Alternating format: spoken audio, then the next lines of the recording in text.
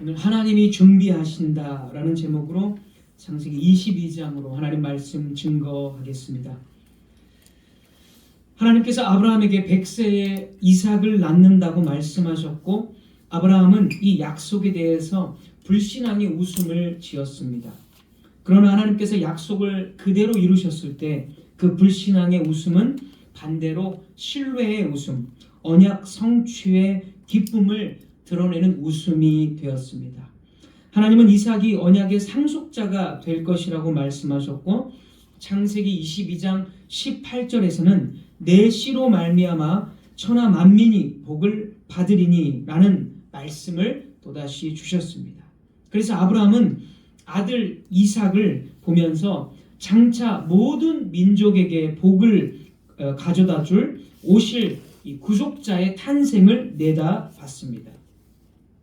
예수님도 그렇게 증언하셨고, 갈라디아서 3장 16절에서는 그래서 아브라함의 진짜 자손이 예수 그리스도시다라고 말하고 있습니다.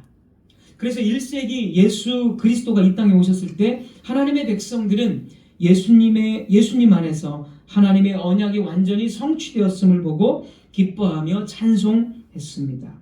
언약의 씨로 주어진 이삭에서 시작된 그 기쁨이 예수 안에서 충만하게 열매를 맺은 것입니다. 이제 오늘 22장입니다. 22장은 이삭의 탄생으로부터, 지난주 21장의 이삭의 탄생으로부터 아마도 15년 정도는 지난 후를 기록하고 있습니다. 오늘 22장 6절에 의하면 이삭은 이제 장성했고 나무를 치고 산에 올라갈 정도로 그렇게 육체적으로도 이제 힘이 있는 그 정도로 성장을 했습니다. 그래서 한 15년 정도는 지나지 않았을까? 청소년기라고 이삭을 청소년기로 좀 우리가 이렇게 볼 수 있습니다. 그런데 이제 하나님께서는 아브라함에게 모순적인 명령을 하십니다. 우리 본문 2절 한번 보겠습니다. 2절 여호와께서 이르시되 네 아들 네 사랑하는 독자 이삭을 데리고 모리아 땅으로 가서 내가 네게 일러준 한 산 거기서 그를 번제로 드리라. 모리아 산이라고 우리가 이야기하는데, 이 모리아 산으로 가서 네 아들 독자 딱 한 명이죠. 아들 이삭을 번제로 바치라는 겁니다. 번제라는 것은 우리가 알듯이 짐승을, 원래 제사라는 것은 짐승을 바치는 건데 번제는 짐승을 다 토막을 내는 겁니다. 부위별로 마치 그 회를 뜨듯이 토막을 다 이렇게 짐승 부위별로 토막을 내는 것이고, 그래서 그 뭐 내장이나 이런 것들을 다 이렇게 다 분리해서 꺼내는 겁니다. 그리고 나서 그 전체를 제단에 태워서 완전히 태워서 없애버리는 것, 태워서 바치는 것, 이것이 바로 번제입니다. 제사입니다. 그런데 사람을 번제로 바치는 것은 하나님의 율법에서 말도 안 되는 거죠. 완전히 금지된 그런 명령입니다. 인신제사라고 하죠. 인신제사. 이거는 사실 이 고대에서도 보면 이방인들, 아주 타락한 그 이방인들이 이렇게 하는 제사 중에 하나였고, 하나님은 절대로 인신제사, 사람을 바치는 그런 제사를 절대로 해서는 안 된다. 그런 자들이 있으면은 사형시켜라. 이렇게 율법에서 하나님께서는 명령을 하셨습니다. 그런데 하나님께서 지금 이 아브라함에게 이 율법과 반대되는 그런 명령을, 지금 아들을 번제로 죽여서 바치라는 말도 안 되는 명령을 지금 하나님께서 아브라함에게 내리신 것입니다. 더군다나 아브라함은 정말 자식이 없다가 25년을 기다려서 이삭을 낳았고, 이삭은 언약을 이어갈 유일한 아들, 유일한 언약의 상속자입니다. 이삭은 교회의 미래였고, 이삭이 죽는다면 교회는 죽는 것이고, 그리고 하나님의 약속은 물거품이 되어 버리는 것입니다. 하나님께서는 이삭을 왜 제사로 바쳐야 하는지 그 이유를 설명하지도 않으셨고, 희한하게 아브라함도 하나님께 질문을 하지도 않습니다. 아브라함이 왜 여기서는 한마디 하나님께 왜 질문을 하지도 않았을까요? 뭐 예를 들어서 소돔성이 멸망할 때 롯을 위해서 하나님 어떻게 그럴 수 있습니까? 공의에 어긋나지 않습니까? 하면서 하나님의 선지자로서 하나님의 그 계획 속에 관여할 수 있는 그러한 그 직분이 있음에도 불구하고 여기서는 왜 한마디도 하나님께 질문을 하지 않았을까? 그게 상당히 좀 이상한 점이라고 볼 수가 있습니다. 1절을 한번 보면, 1절을 보면, 우리 보면 22장 1절을 보면 하나님께서는 사실 이삭을 진짜로 제사로 바치게 한 것이 아니고 아브라함을 시험하기 위함이다라고 우리들에게는 알려줍니다. 우리는 알 수 있어요. 이거 1절에 하나님의 시험이라는 것을 알 수가 있습니다. 그러나 아브라함이 알았을까요? 당연히 전혀 이것이 하나님의 시험이라는 것을 가르쳐 주시지 않으셨죠, 당연히. 그래서 아브라함은 이게 시험이다라는 것을 몰랐습니다. 성경에서 시험은 이제 크게 두 종류로 나눌 수가 있는데, 부정적인 시험과 긍정적인 시험, 이렇게 두 종류로 나눌 수가 있습니다.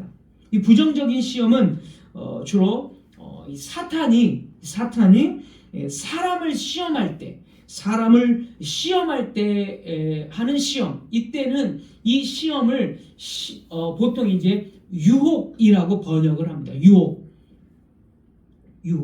그래서 예수님께서 사탄이 예수님을 광야에서 뭐 돌덩이를 떡이 되게 하라, 이런 시험, 이런 것들이 이제 유혹이라고 번역을 합니다. 그래서 영어 성경으로는 이런 경우를 이제 유혹이라는 temptation 이렇게 번역을 합니다. 이것은 이제 사탄이 주는 시험으로서 그 믿음을 이제 저버리게 만드는 그런 유혹으로 부정적인 시험이고요. 두 번째로 긍정적인 시험이 있는데, 이 긍정적인 시험은 하나님께서 주시는 시험으로서 성도들을 훈련시키거나 시험을 통과하게 함으로써 하나님을 더 깊이 알아가게 하는 그런 긍정적인 시험입니다. 이때는 테스트, 유혹이 아니라 템프테이션이 아니라 테스트로서의 긍정적인 시험으로 이렇게 테스트로 번역이 됩니다. 그래서 오늘 본문의 시험은 하나님께서 주시는 훈련과 어떤 그 과정을 통과함으로써 하나님을 더 신뢰하도록 만드는 그런 긍정적인 시험을 아브라함에게 주신 것입니다. 12절을 보십시오. 이 시험이 또 상당히 이 22장에서 아브라함을 향한 시험이 상당한 주제 중에 하나입니다. 우리 보면 22장 12절, 사자가 이르시되 그 아이에게 네 손을 대지 말라, 그에게 아무 일도 하지 말라. 네가 네 아들 네 독자까지도 내게 아끼지 아니하였으니 내가 이제야 네가 하나님을 경외하는 줄 아노라. 아브라함을 이게 시험을 하시고, 네가 독자까지도 하나님의 명령에, 말도 안 되는 명령에 순종하는 것을 통해서 너가 정말 하나님을 진정으로 섬기고 사랑하고 경외하는구나, 이 시험을 통과했다, 이렇게 이 하나님의 사자가 말을 해줌으로써 아브라함을 시험하기 위한 테스트였다는 것을, 우리 긍정적으로 하나님의 테스트였다는 것이 이 본문에 이렇게 분명하게 기록이 되어집니다. 그래서 아브라함이 이 하나님을 진정으로 경외하는지 테스트하셨고, 아브라함은 이 시험을 통과했습니다. 이 시험이라는 것을 전혀 몰랐음에도 불구하고 아브라함은 질문도 하지 않았고, 그리고 아브라함의 모습을 이제 기록을 해주고 있는데요. 3절 한번 보겠습니다. 그가 어떻게 하고 있는지. 3절.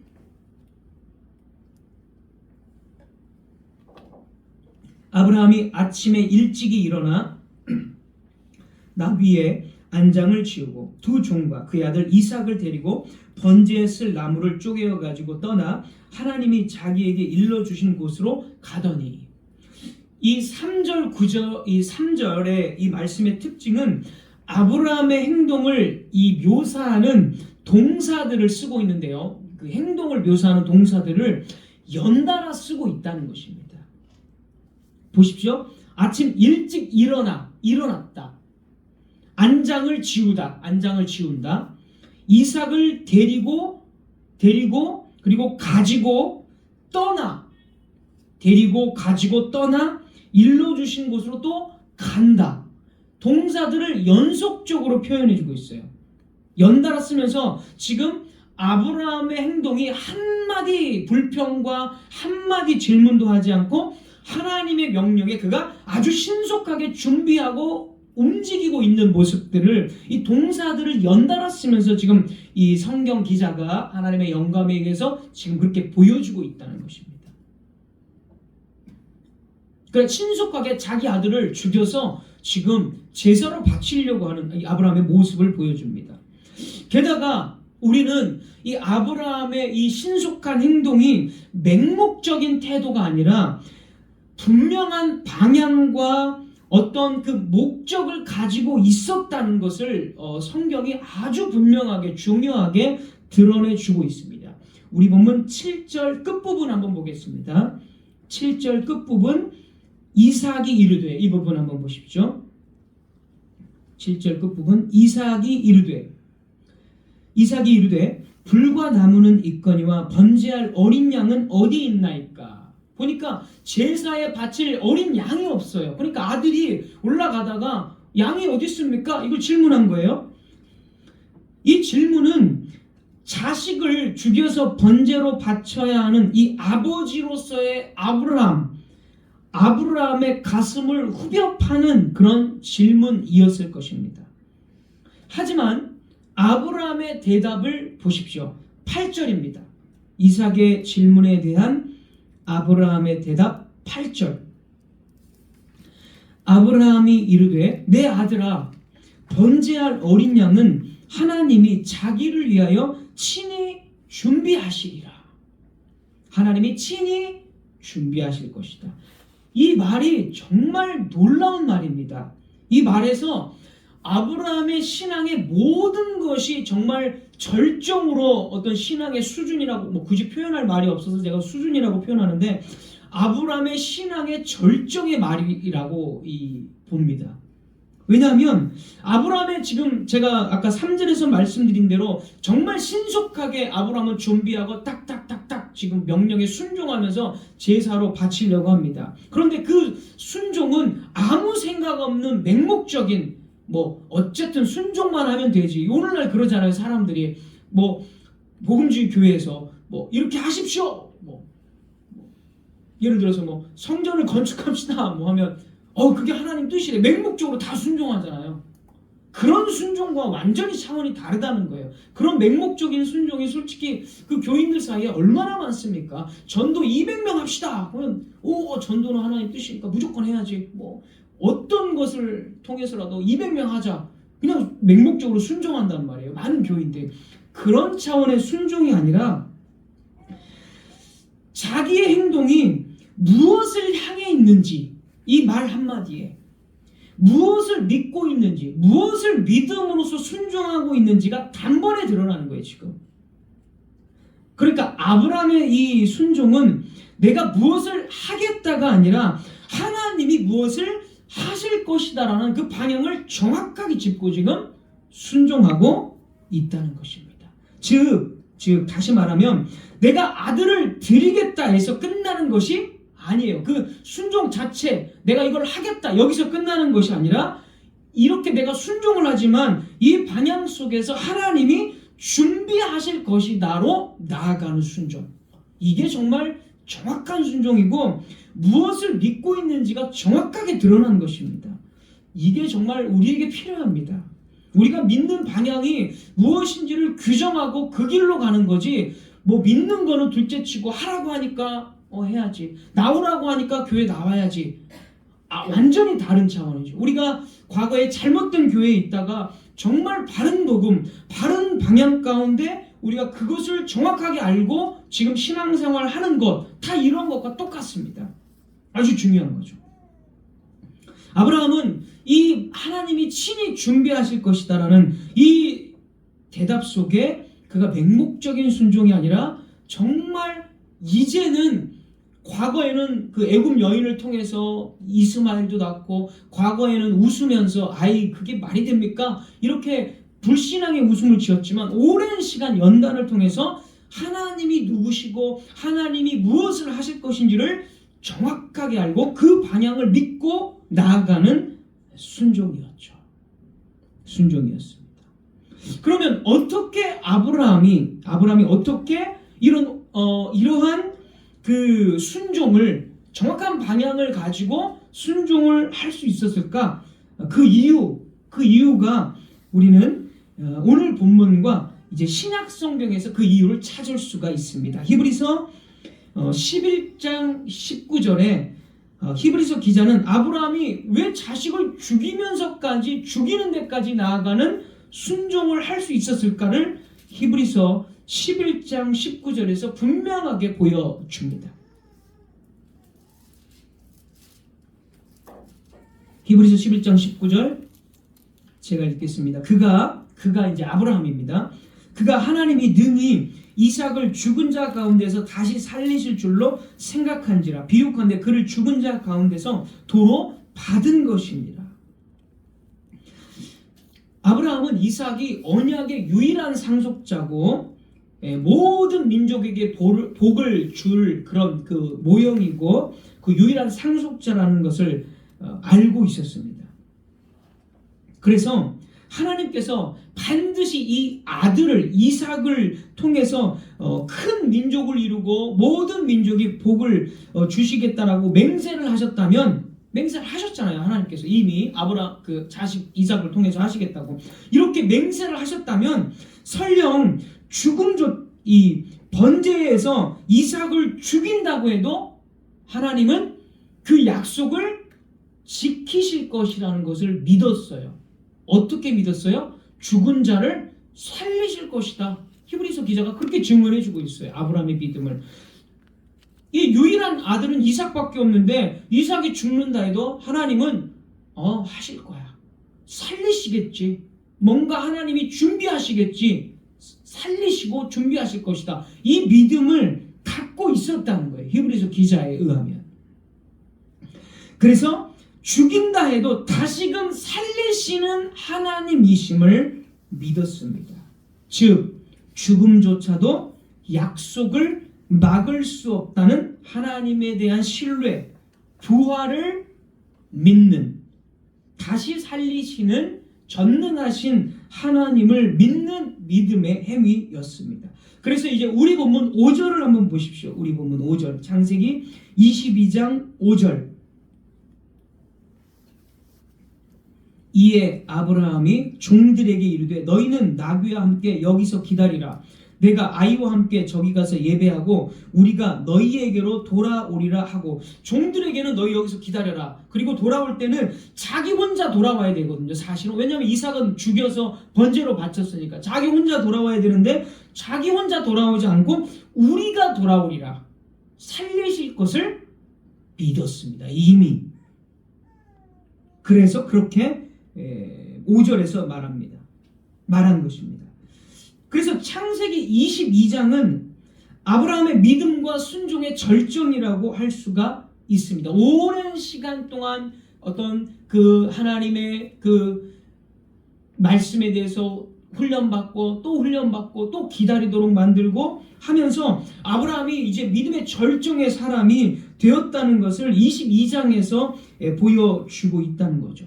자, 그런데 여기서 또 하나 우리가 또 질문을 하나 던져봐야 됩니다. 그렇다면 이삭을 죽이시더라도 살리실 것을 믿었는데, 하나님이 또 준비하실 것을 믿었는데, 어떻게 아브라함이 이 부활이라는 것을 어떻게 그 시대에도 부활 신앙을 가질 수 있었을까? 이게 이제 질문으로 우리가 해볼 수가 있습니다.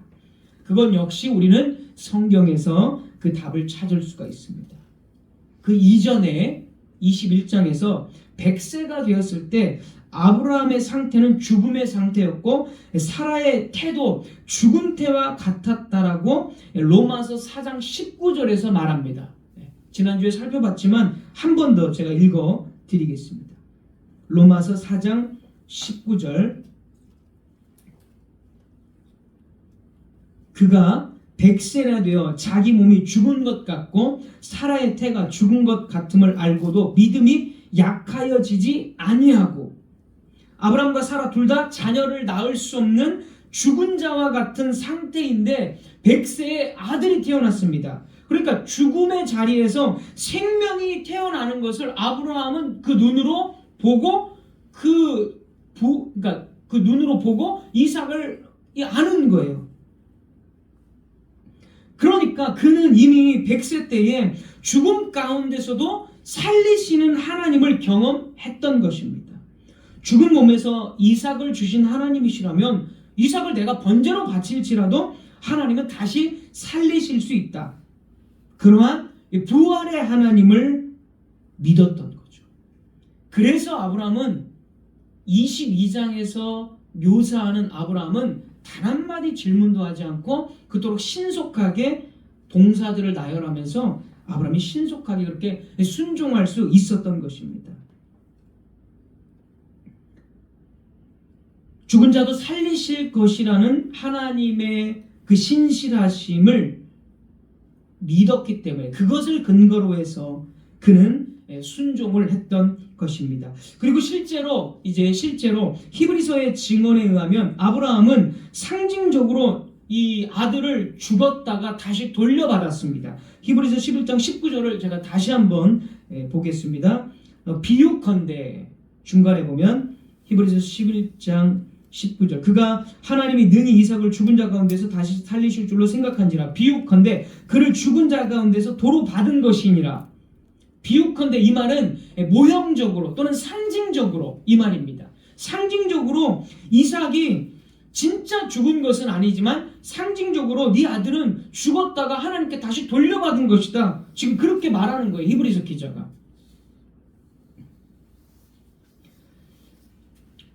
그러면 왜 상징적으로 이삭이 죽었다가 돌려받았다, 왜 이렇게 말을 하고 있을까요? 왜 어디에서 그런 근거가 있을까요? 13절에 이제 그 근거가 나와 있습니다. 우리 본문 제가 길어서 읽지는 않았습니다.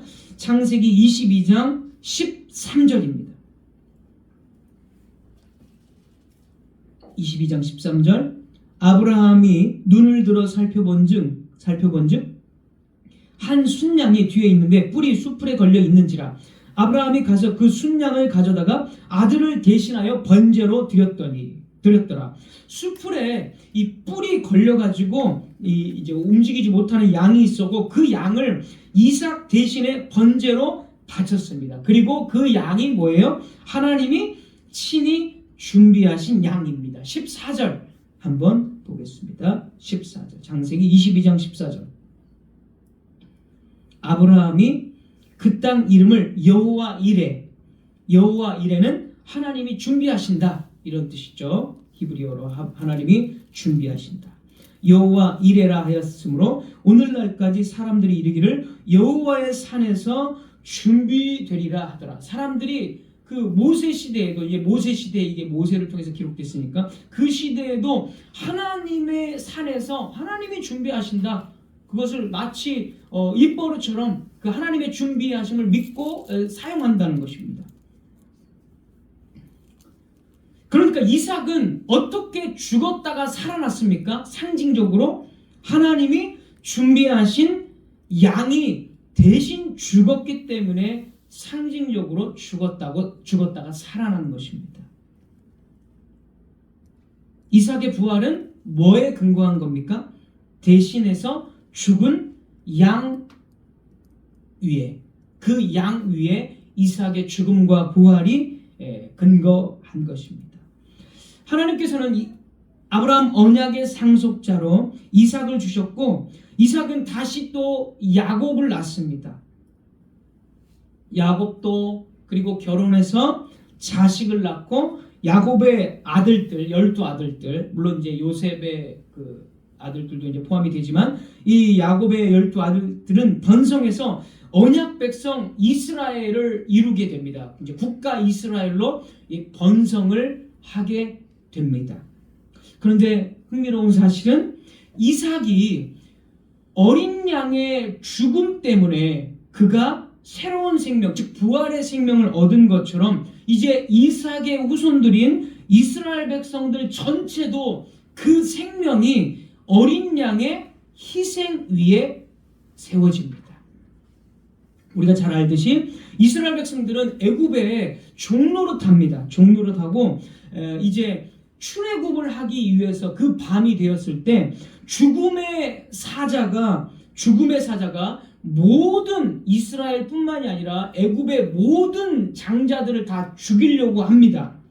근데 하나님께서는 애굽의 장자뿐만이 아니라 이스라엘도 다 내 것이기 때문에 하나님께서는 내 것이다. 그런데 이 이스라엘의 장자들을 살릴 수 있는 그 방편을 하나 주겠다라고 말씀하시면서 이렇게 말씀을 하십니다. 출애굽기 12장 3절입니다. 출애굽기 12장 3절.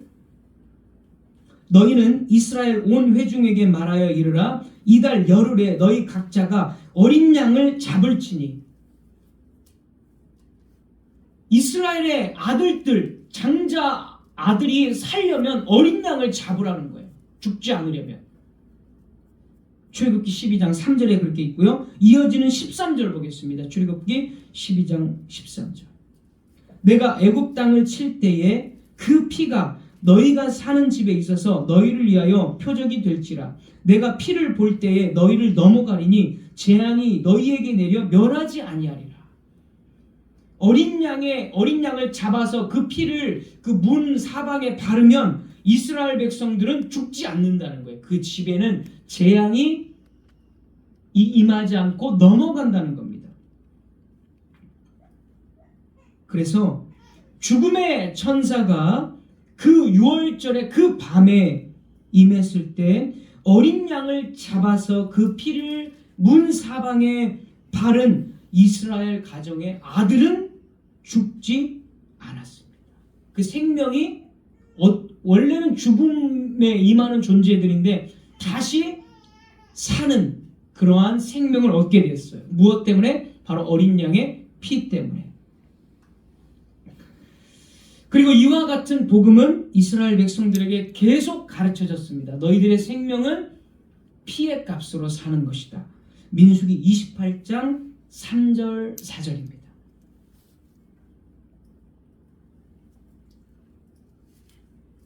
민수기 28장 3절 4절. 1년 되고 흠없는 순양을 매일 2마리씩 상번제로 드리되. 4절. 어린 양 한 마리는 아침에 드리고 어린 양 한 마리는 해질 때에 드릴 것이요. 이스라엘 백성들은 성막이나 성전에서 양을 아침 저녁으로 번제 하루 2번씩 드리게 되어 있습니다. 이렇게 2번씩 번제를 드리게 함으로써 그 피를 통해서 이스라엘 백성들이 하나님과 함께 하나님의 임재하심 속에서 같이 하나님과 살 수 있었습니다. 이 피가 아니면 어떻게 돼요? 하나님의 거룩하심 때문에 이스라엘은 죽는 거예요. 하나님의 거룩하심이 이스라엘을 향해서 돌진하게 되는 거죠. 그래서 시내산 같은 데서도 하나님께서 언약을 맺을 때 너희들 함부로 산에 올라오지 마라. 나의 거룩한 질투로 너희들을 칠까 하노라. 짐승이든 뭐든 내가 다 친다. 죽는다는 거잖아요. 이스라엘 백성들이 성막이나 성전을 중심으로 하나님과 함께 살았는데 왜 죽지 않고 살아요? 어린 양의 피가 아침 저녁으로 매일 드려지기 때문에. 그 피 때문에 이스라엘은 하나님과 함께 살 수 있었던 것입니다.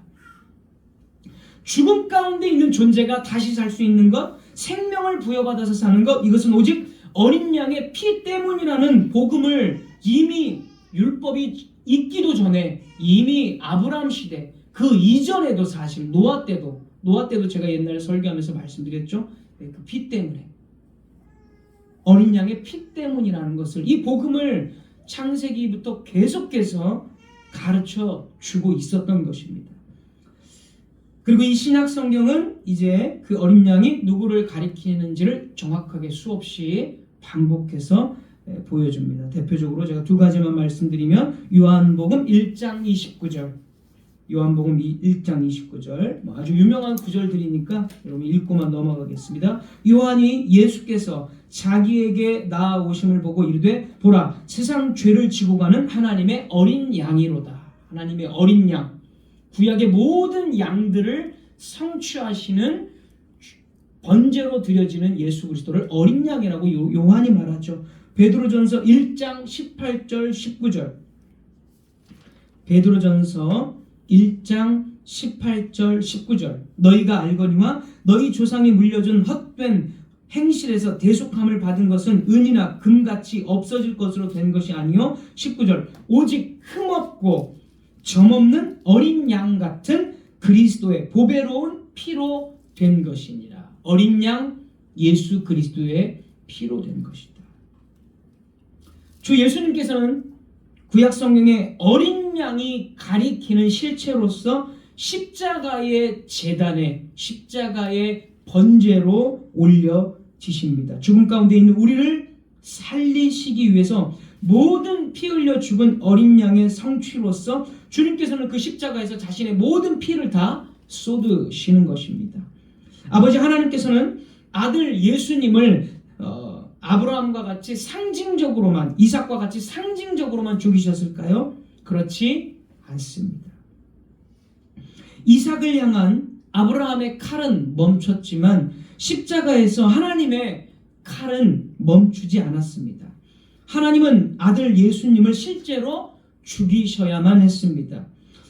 하나님의 칼은 원래 죄악된 우리에게 향해 있었고 우리는 모두 죽음 가운데 있었습니다. 그러나 하나님께서 준비하신 어린 양이신 예수님께서 그 칼을 대신 맞으셨습니다. 우리가 살기 위해서 그분께서 죽으셨고 우리가 하나님께로 나아가기 위해서 그분의 피가 흘려졌습니다. 이것이 복음입니다.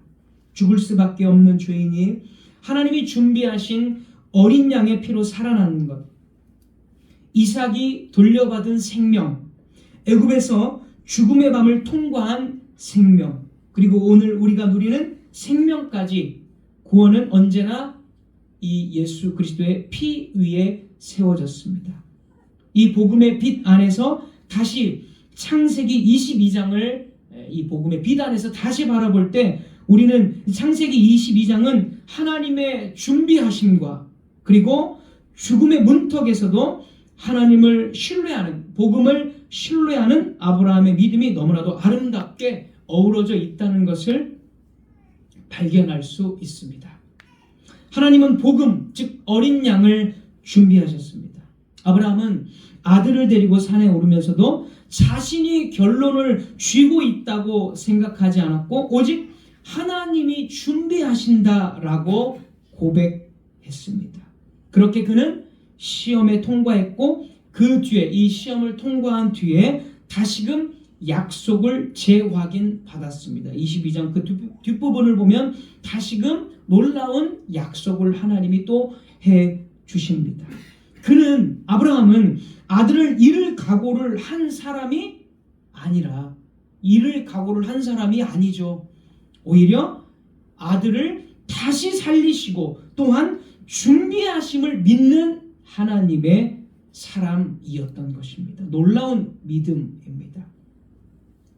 사랑하는 성도 여러분, 이 복음과 복음에 대한 아브라함의 순종을 들을 때에 우리들은 어떻습니까? 하나님께서 이제 예수 그리스도를 준비하셨고 그분께서 우리를 위해 피 흘려 죽으셨습니다. 이 사실이 복음으로서 우리에게 제시되었을 때 우리는 이것을 신뢰하고 있습니까?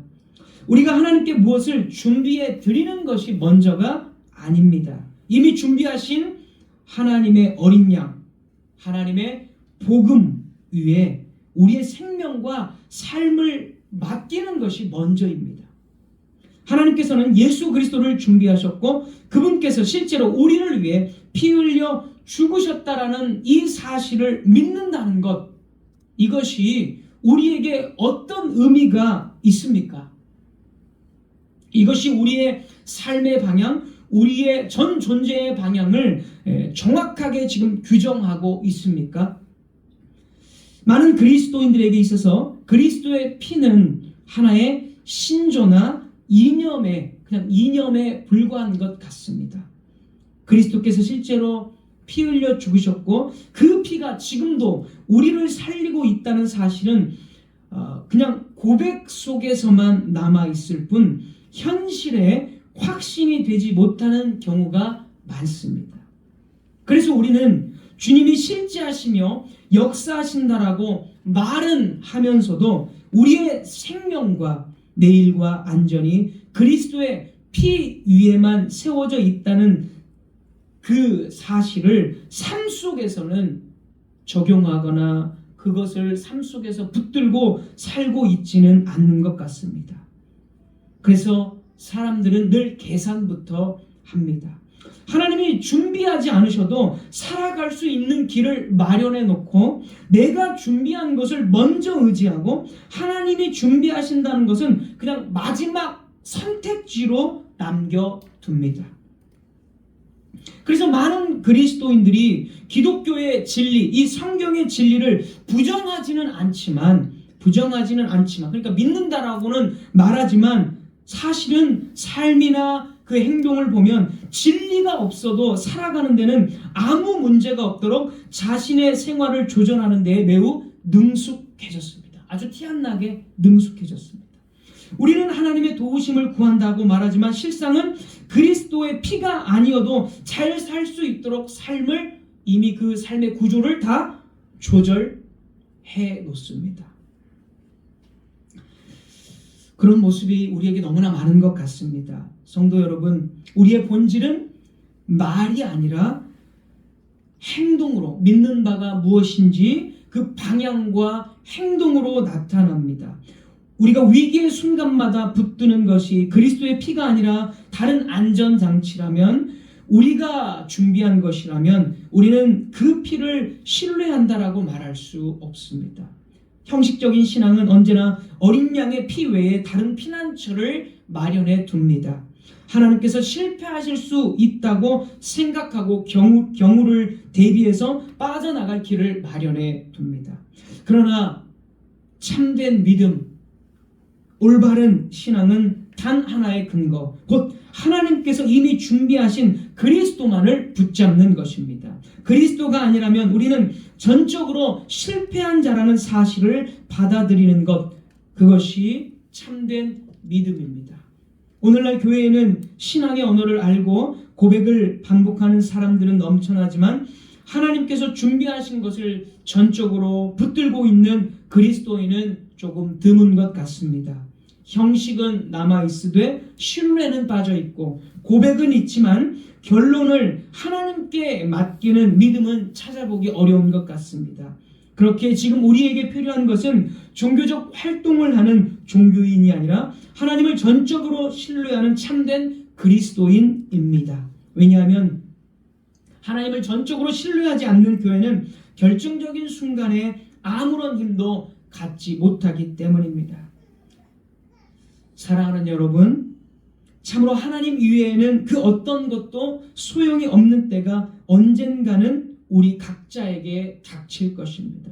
사실 그런 것들을 이미 삶 속에서 많이 경험을 했죠. 이미 우리는.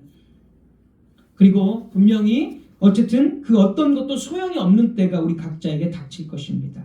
건강과 재물과 친구와 피난처는 모두 쓸어버림을 당하게 되고 우리는 하나님만을 소유하게 될 것입니다. 종교인들에게는 이것이 간담을 서늘하게 하는 두려운 것이겠지만 참된 신앙인에게는 믿음으로 즐길 수 있는 가장 큰 위로가 될 것입니다.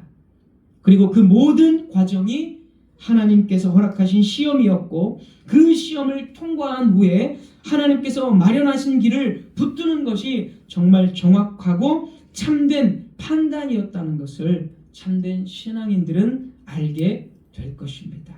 말씀을 맺겠습니다.